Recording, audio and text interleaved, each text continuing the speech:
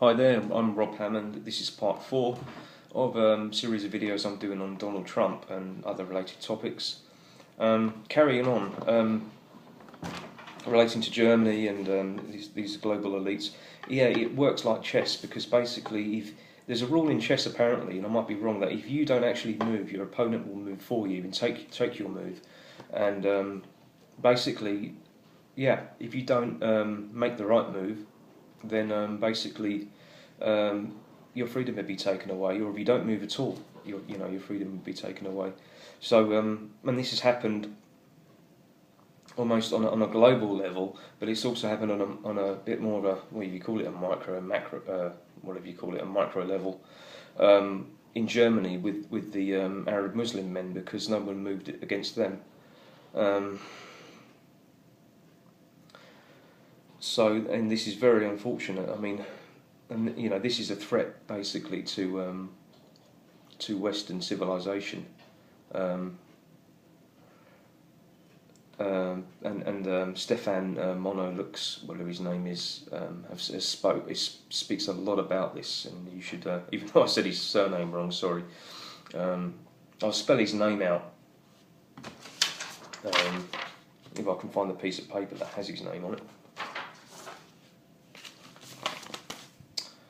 Yes, Stefan Monolux, spelt Molyneux.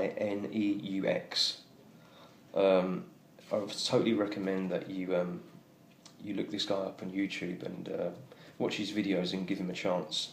Then of course there's Thomas Sheridan, and there's another guy called Mark Collett, his surname Collelt. Look him up as well. He has a book out called The Fall of Western Man, and that's looks like a good read as well. He's right on topic of what we're talking about.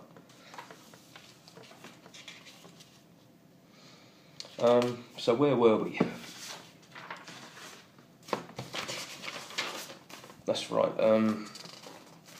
Let's go back to Donald Trump then, and let's discuss some of the things that were said about him. Donald Trump, the racist. Why? Because he's banning war-torn countries. Because he doesn't want to, Muslims who are coming from war-torn countries, he doesn't want to let them in because there could be ISIS terrorists hiding amongst them. Well, we discussed that. Is that really racist? He just wants to put the American people's security first. Because if there is, say, a terrorist attack, there's an explosion, there's a bus bomb or something like that, and people die, it's blood on his hands. Is that racist? Is it racist to protect your own stock? Is it racist to protect your own race? It depends, what race it is when it comes to being politically correct. Perhaps, because if I'm white and what I'm saying is racist, it could be seen that I don't know, my race doesn't really matter. Another thing that Donald Trump said is that he didn't trust the media, that they lie, and that is interesting, because I don't think any president's ever said that. As a matter of fact, I don't think any politician has ever said that. The media seems to be right beside them, the media is almost like, in a way, it's almost like when the church and the state were joined in Europe. The church was always beside the royalty, weren't they? They were always interlinked, in a way.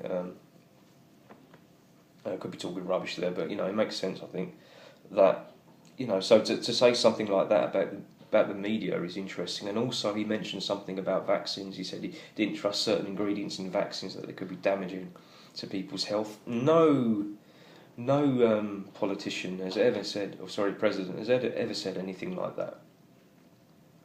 And that's very interesting. It's almost like he's satisfying the conspiracy theorists, and people are, completely hurling insults at him, and it's amazing because we should be jumping for joy, I think. He has really set off the reactionaries, I think. And finally, here's the big one. Donald Trump is like Hitler, and he's a fascist. Donald Trump is like Hitler. That was the best one. That's like a joke. Um, yeah. Again, because he's told to put the hold on certain countries for immigration that are hotspots for ISIS terrorists until things calm down. Is he a racist for doing that? No.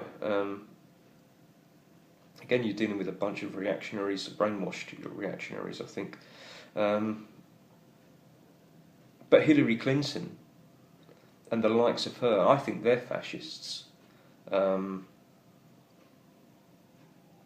Globalism, basically, is part fascism when you think of it. Because a fascist basically wants to dominate the world.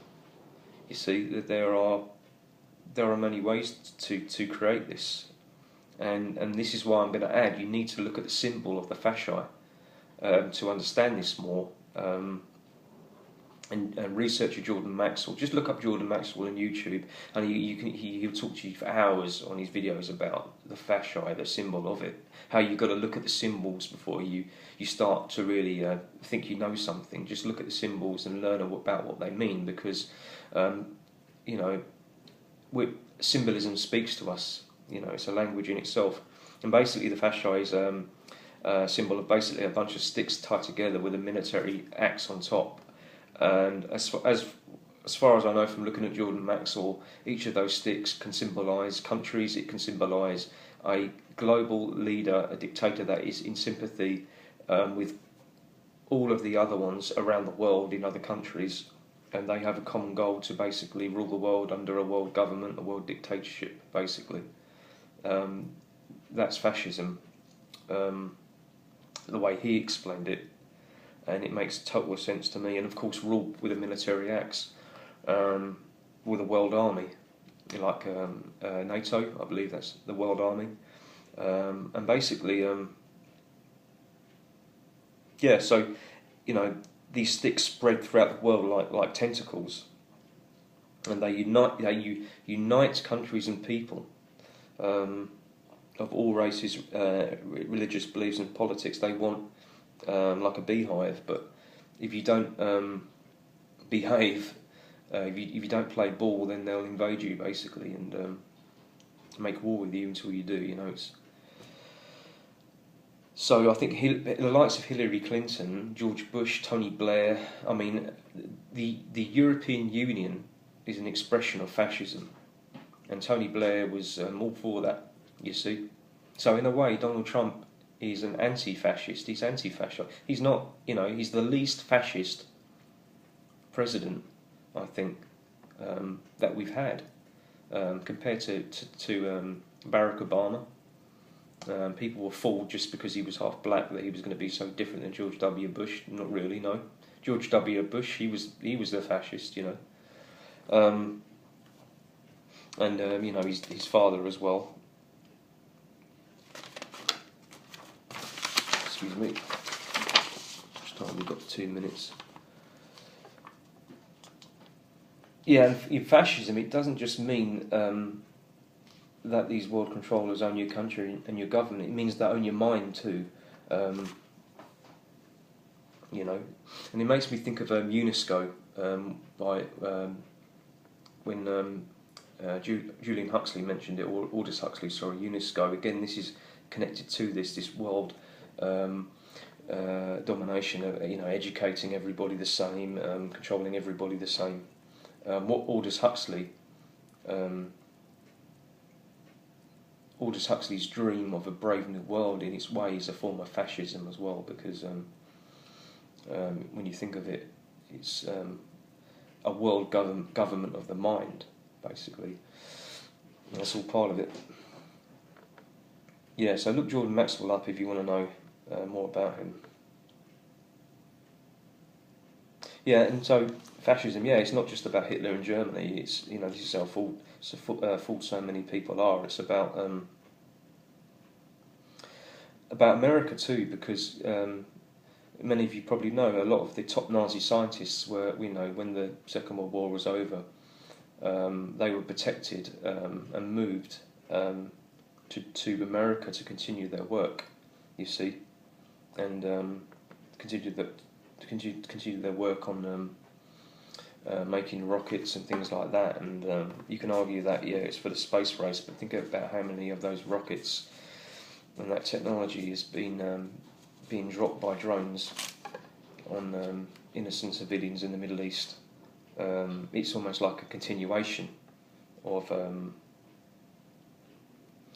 Hitler's reign, basically. And if you want to talk about fascism, just again, here's Jordan Maxwell for you. When the president makes his speech on the podium, when he stands there, whether it's Donald Trump or Hillary Clinton or George Bush or Barack Obama, there's two giant bloody fascists on each side staring you in the face, and nobody talks about it. So there you are. There's your fascism. And if you don't believe me, look at it. Next time the president makes a speech, just look at it, and they're always there. So that's telling you something. Symbolism.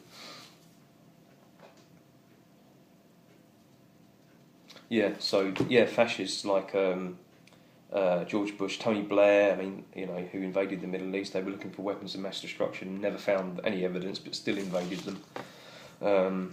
We're calling Tony Blair a Hitler fascist. Was that the word used against Tony Blair? Was he called a Hitler fascist when he did that? All Trump is doing is not letting people in. Tony Blair was out going in and invading. Were there bullet boards was it on the news? Is Tony Blair Hitler reincarnated? No. And